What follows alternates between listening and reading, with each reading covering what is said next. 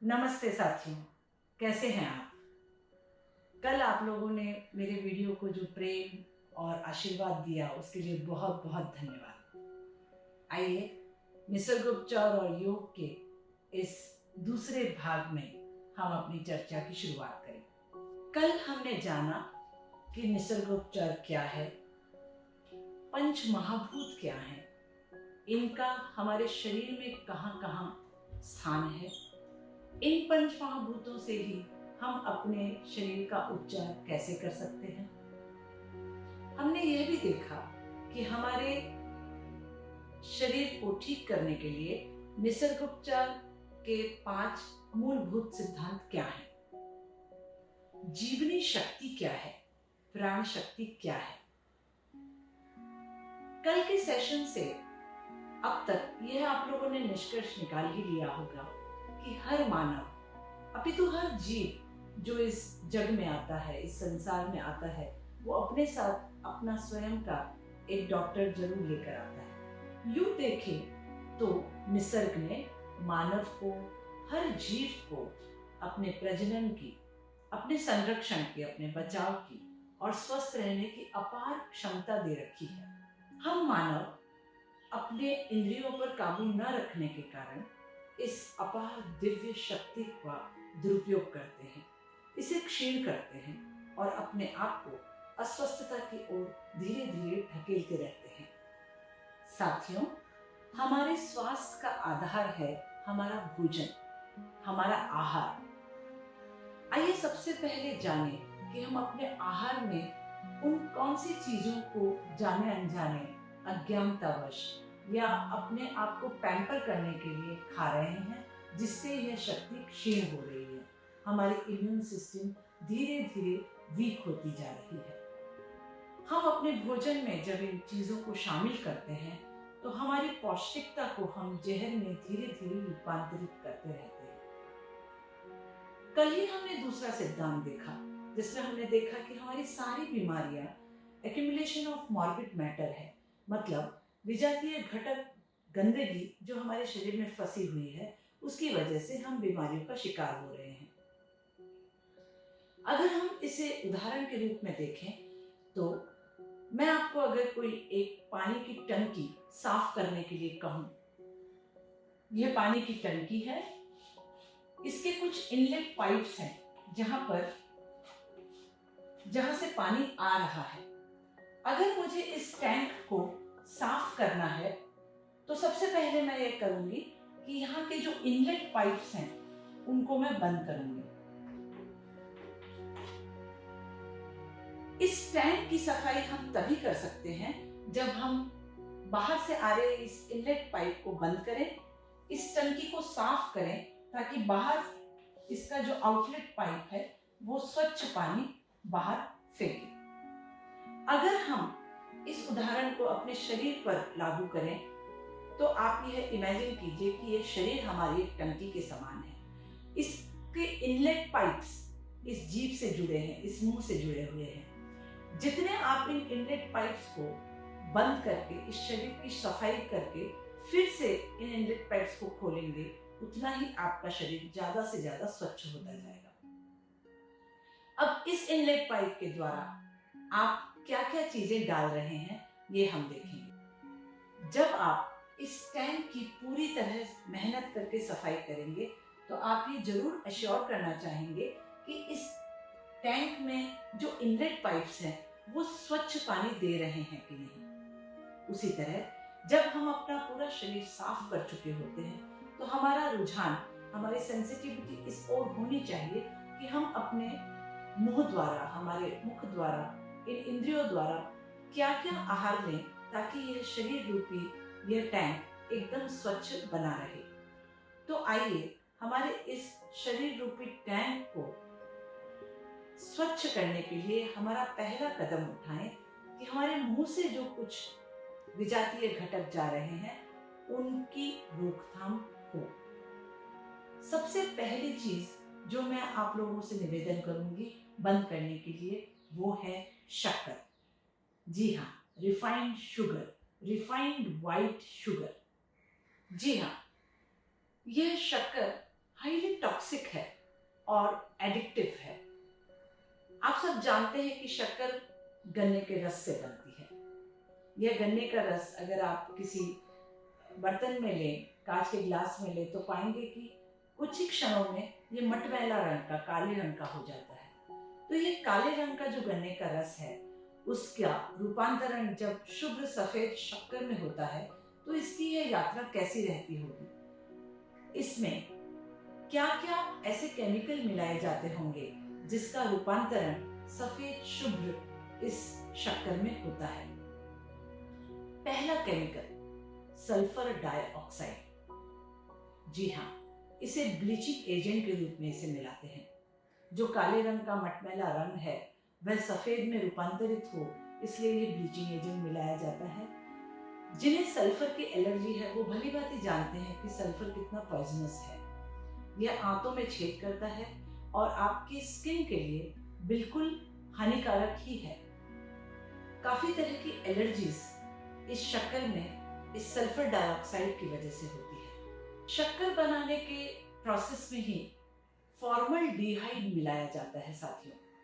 Formaldehyde एक ऐसा chemical है जिसको जानने के लिए आइए मैं आपको ले चलती हूँ स्कूल और कॉलेज के बायोलॉजी लैब में, जहाँ पर अनेक जंतुओं को, जीवों को, मेंढकों को वगैरह कड़क रखने के लिए, प्रिजर्व करने के लिए इस सॉल्यूशन में ग्लास जार्स में रखा जाता है। ये फॉर्मल्डिहाइड किसी भी जीव को, किसी भी मेटल को सड़ने नहीं देती। तो शक्कर में भी ये फॉर्मल्डिहाइड एज अ प्रिजर्वेटिव मिलाया जाता है, इसलिए शक्कर अपने आप में बहुत अच्छा प्रिजर्वेटिव भी है। तभी तो आप उसमें मुरब्बे, अचार डालते हैं। तो ये प्रिजर्वेटिव का काम सिर्फ इस फॉर्मल्डिहाइड की वजह से कर सकती है।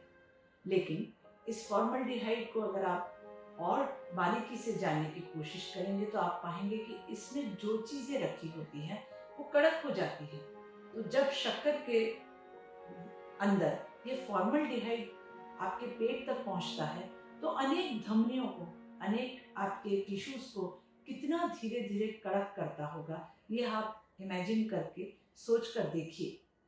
इन केमिकल्स की लिस्ट हमारे पास अनेकों की है, पर आज से मैं आपको इतना ही कहूंगी कि आप जो कुछ मुंह में डालते हैं, जो भी पदार्थ आप मुंह में डालते हैं, वो उसमें क्या मिलाया हुआ है, वो कैसे बने हैं, उसका प्रोसीजर क्या है, कौन से पौष्टिक घटक हैं, अपौष्टिक घटक हैं, केमिकल्स हैं, कौन से ऐसे घटक हैं जो आपके शरीर को फायदा करते हैं, जो आपके शरीर को नुकसान पहुंचाते हैं। ये पूरी सेंसिटिविटी आप धीरे धीरे डेवलप कीजिए। ये आपका कर्तव्य भी है, ये आपका हक भी है और ये उपयोगी भी है। आपकी ये सेंसिटिविटी आपको स्वास्थ्य की ओर अवश्य लेकर जाएगी। साथियों, शक्कर को हम कैल्शियम चोर भी कहते हैं। क्यों? क्योंकि यह धीरे धीरे जो बोन्स में जमा हुआ कैल्शियम है, दांतों में जमा हुआ कैल्शियम है, धीरे धीरे उसे कुरेदना चालू करता है। It has a corrosive effect in itself। आप धीरे धीरे ऑस्टियोपोरोसिस के शिकार होते जाते हैं, लेकिन ये अनेक महीनों, वर्षों के बाद घटित होता है। इसलिए हमें सचमुच पता नहीं चलता कि ये चोर हमारे शरीर में किस रूप में छिपा हुआ है। जी हाँ, ये चोर आपके शरीर में शक्कर के रूप में छिपा हुआ है। ये शक्कर आपको अपार कैलोरीज दे देती है। आज हम जो भी खाते हैं उसका कैलोरी काउंट लेते हैं, कहीं हम ज्यादा तो नहीं खा रहे हैं, ज्यादा कैलोरीज इंटेक तो नहीं है, हम इतने सजग होने का प्रयास करते हैं। लेकिन शक्कर द्वारा आप थोड़ी सी शक्कर में बहुत सारी कैलोरी जाने अनजाने ले रहे हैं, लेकिन पौष्टिकता उसके साथ बिल्कुल नहीं जा रही है। तो यह तो घाटे का सौदा है। हमें चीजें वही खानी है जो बहुत पौष्टिक हो, लेकिन कैलोरीज में वो कम हो, ताकि आपके जो जठराग्नि है उस पर जोर कम पड़े, आपकी जो जीवनी शक्ति है, जो प्राण शक्ति है, वो ज्यादा से ज्यादा आपके लिए काम कर सके। साथियों, शक्कर आपके मेटाबॉलिज्म को खराब करती है, लिवर पर काफी जोर देती है, लिवर को काफी नुकसान इससे उठाना पड़ता है और इसकी वजह से लिवर अपने बाकी के जो मूलभूत उसके फंक्शंस हैं, उसके जो काम है, वह पूरी तरह काबिलियत से नहीं कर पाता। यह शक्कर आपको धीरे धीरे आपके ब्लड को, आपके सारे फ्लूइड्स को एसिडिक बनाती है। इसलिए आपने देखा होगा ज़्यादा से ज़्यादा लोग जो बहुत मीठा खाते हैं उन्हें एसिडिटी की तकलीफ भी निरंतर बनी रहती है। मैंने देखा है बहुत सारे बच्चे अनेक बार कफ के शिकार होते हैं, उन्हें काफ़ी बार सर्दी जुकाम चलता रहता है। स्कूल में भी वे काफ़ी खेल नहीं पाते, दौड़ नहीं लगा पाते, क्योंकि उन्हें उनका ये पूरा थ्रोट और उनके कानों के आसपास कफ जमा हुआ होता है। इस कफ की शिकायत को हम आसानी से दूर कर सकते हैं अगर हम बच्चों के भोजन में शक्कर को धीरे धीरे कम कर दें या बंद ही कर दें। मैंने देखा है बच्चे चॉकलेट्स द्वारा, मफिन्स द्वारा या बहुत सारे ऐसे बाहर मिल रहे पैक्ड फूड द्वारा शक्कर का इंटेक करते हैं और काफ़ी कफ और खांसी के शिकार होते जाते हैं। शक्कर का ये विवरण सोचकर आप लोगों ने आज अभी इसी वक्त निश्चित अवश्य कर लिया होगा कि आज से आप आपके आहार से शक्कर को धीरे धीरे गायब ही कर देंगे। जी हाँ, बहुत अच्छा होगा अगर आप धीरे धीरे इस इनलेट पाइप से आ रही अशुद्धियों को इस तरह एक एक करके कम करें। साथियों, मैंने शक्कर बंद करने का निवेदन किया है, मीठा नहीं। इस सृष्टि में ईश्वर ने हमें बहुत सारी मीठी चीजें दी है। क्या है वो मीठी चीजें?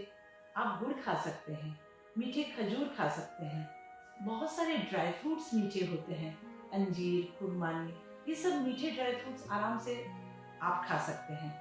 अपनी चीजों को खारिक पाउडर से मीठा कर सकते हैं।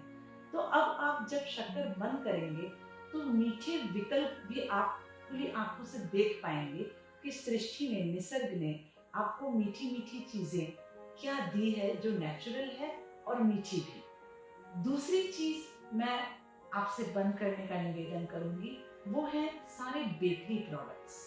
जी हाँ, इस बेकरी प्रोडक्ट का बेस मार्गरीन है, डालडा घी है, वनस्पति घी है और शक्कर भी है। यह बेकरी प्रोडक्ट ज्यादातर मैदे से बनते हैं। आपकी आंतों में ये मैदा चिपक जाता है। इसका बेस मैदा होने से, शक्कर होने से और मार्गरीन और वेजिटेबल ऑयल या एनिमल फैट बहुत बार तो होने से, मैं चाहूंगी कि आप ये सारे प्रोडक्ट्स भी धीरे धीरे आपके आहार से निकाल दें। साथियों, हमारे भोजन बनाने की प्रक्रिया में तेल बहुत महत्वपूर्ण है।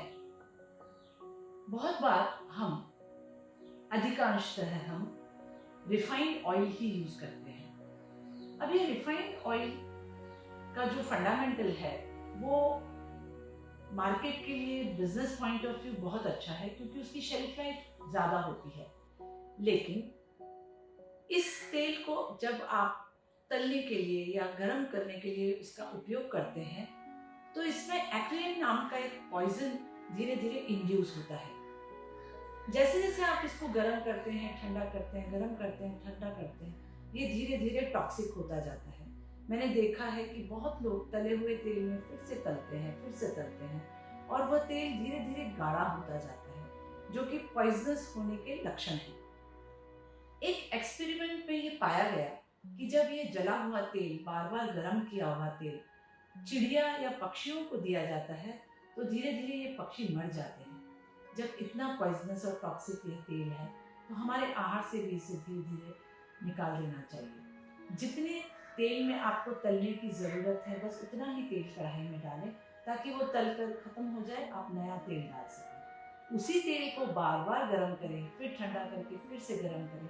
वह तेल आपके जठराग्नि को और तकलीफ देता है, आपकी प्राण शक्ति का व्यय होता है। इसलिए आपने देखा होगा कि बाहर जो समोसे, कचौरी, वड़ा पाव आप लोग बाहर के खाते हैं तो बहुत जल्दी एसिडिटी आपको महसूस होती है, लेकिन वही कचौरी आप घर में बनाएंगे तो आपको इतनी एसिडिटी की तकलीफ नहीं होगी।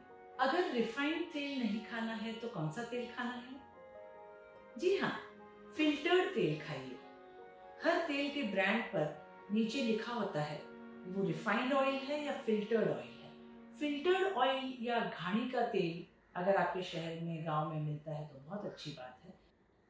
फिल्टर्ड ऑयल, घानी का तेल, ये बहुत अच्छे सोर्सेज हैं आपको स्वस्थ रखने के लिए। फिल्टर्ड तेल में लेसिथिन नाम का एक अच्छा घटक है जो आपको स्वस्थता प्रदान करता है, न्यूट्रिशन देता है।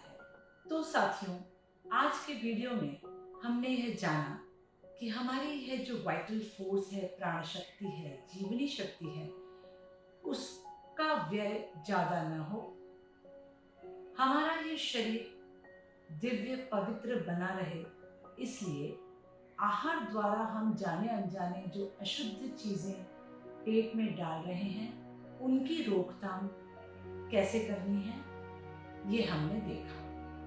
यह जहर शक्कर के रूप में, नमक के रूप में, मैदा के रूप में, वनस्पति घी के रूप में, रिफाइंड ऑयल के रूप में जा रहा है।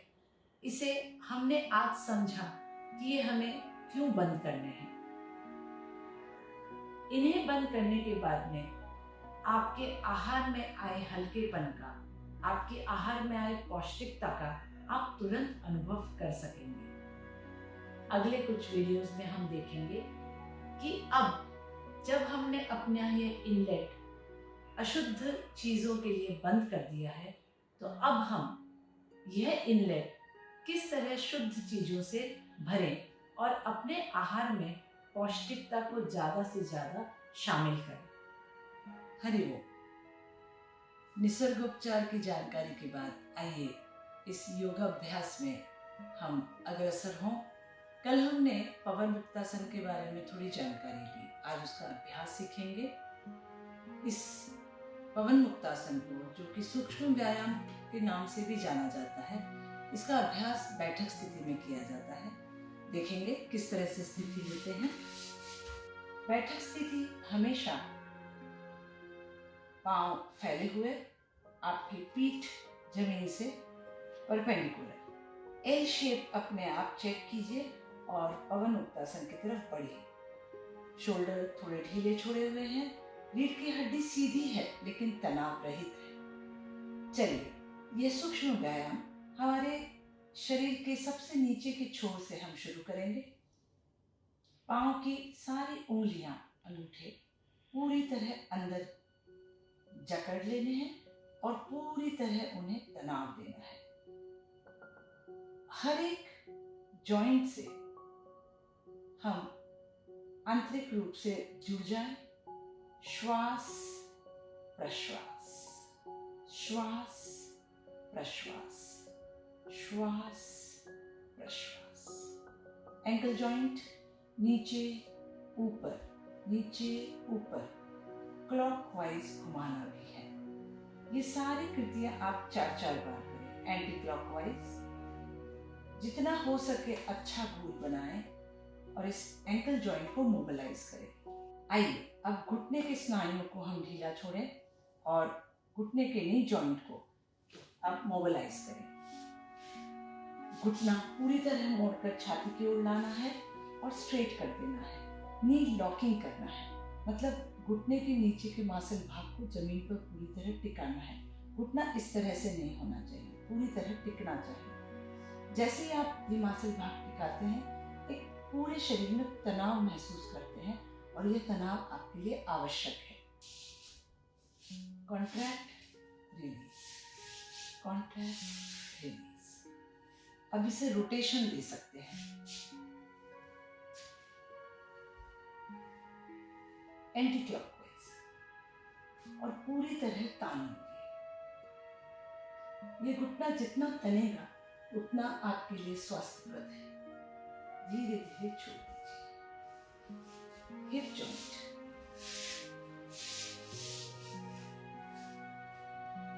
इस तरह पकड़कर ऊपर का भाग बिल्कुल स्ट्रेट रखिए और पांव को पीछे आगे, पीछे आगे, पीछे आगे। इसी पांव को ऊपर नीचे, ऊपर नीचे, ऊपर नीचे कर सकते हैं। अब हिप जॉइंट को दोनों ओर से हम मोबिलाइज करने की कोशिश करेंगे। इन्हें लूज करेंगे और बटरफ्लाई पोस्चर उसके लिए सबसे उपयुक्त है। सांस लेते वक्त पांव ऊपर, सांस छोड़ते वक्त नीचे, सांस लेते वक्त ऊपर, सांस छोड़ते वक्त नीचे। इस तरह 4 से 5 राउंड्स करने हैं। आइए अब हाथों के जॉइंट्स को मोबिलाइज करें। इन सभी छोटे छोटे जॉइंट्स को हम यहाँ पर मोबिलाइज करने की कोशिश कर रहे हैं।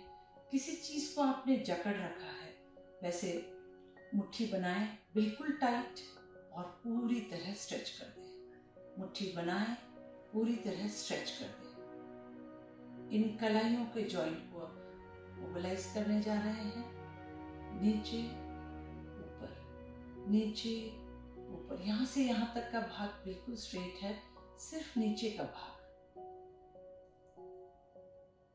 अब कोहनिया, elbow straight, stretch out, stretch out, stretch out.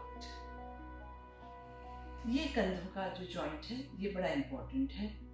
पूरी तरह ये मोबिलाइज हो, इसका हमें विशेष ध्यान रखना है।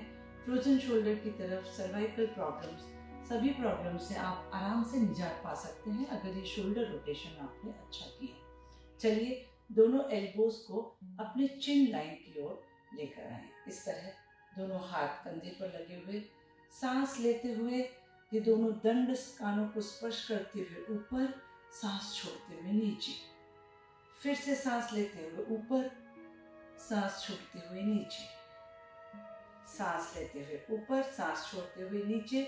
और यही कृति उल्टी दिशा में, एंटी क्लॉकवाइज, पीछे से आगे, पीछे से आगे। जैसे ही ये जॉइंट पूरी तरह मोबिलाइज होगा, आप अपने आप को बहुत हल्का और स्वस्थ समझने लगेंगे, महसूस करने लगेंगे। गर्दन के स्नायु, गर्दन के जॉइंट्स, गर्दन को इस तरह से पहले मध्य स्थिति में रखें और धीरे धीरे इस चिन को शोल्डर लाइन की तरफ लेकर जाएं।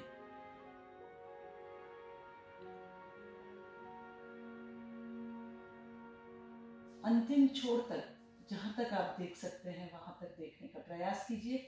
नीचे का भाग बिल्कुल स्टेबल है, सिर्फ गर्दन को मूव किया जा रहा है।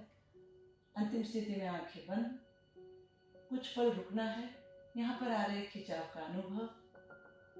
फिर से आंखें खोलकर धीरे धीरे मध्य स्थिति और यही कृति दूसरी ओर करके देखनी है। नेक बेंडिंग भी की जाती है। राइट, इस खिंचाव का अनुभव, मध्य भाग, लेफ्ट। आप आंखें खुली करके कर सकते हैं, लेकिन यथाशक्ति कीजिए, कोई तरह की जबरदस्ती नहीं। और अब जहाँ जहाँ खिंचाव आ रहा है उसका अनुभव करते हुए, सांस प्रश्वास पे पूरी तरह ध्यान रखते हुए आपको ये सारी कृतियां करनी है, तभी ये योग कहलाएगा। हरिओम। पीछे,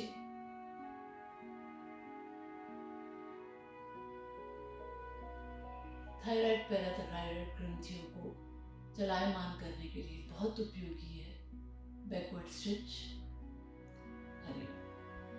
नेक रोटेशन करेंगे बहुत धीमी गति से। आप नोट कर रहे होंगे मैंने ये फॉरवर्ड बेंडिंग टाला है। हम पूरे दिन कंप्यूटर पे, मोबाइल पे, खाना बनाते वक्त और अनेक कामों में अपने नेक को फॉरवर्ड बेंड ज़्यादा करते हैं। कुछ पल ऐसे होने चाहिए जहाँ हम ये फॉरवर्ड बेंडिंग टालें और ज़्यादा से ज़्यादा उसे अपर स्ट्रेच या फिर बैकवर्ड स्ट्रेच दें। इसीलिए हम neck rotation from this shoulder to that shoulder, again from this shoulder to that shoulder ही करेंगे। आइए देखिए, धीमी गति से करना है।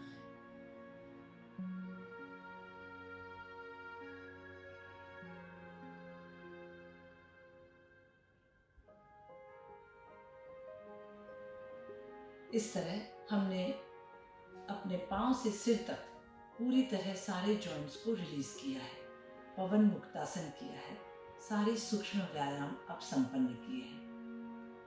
अगले दिन फिर मुलाकात होगी ऐसे ही योग अभ्यास के द्वारा। तब तक अपना ध्यान रखिए। बहुत बहुत धन्यवाद। जीवन के हर पल का आनंद लीजिए।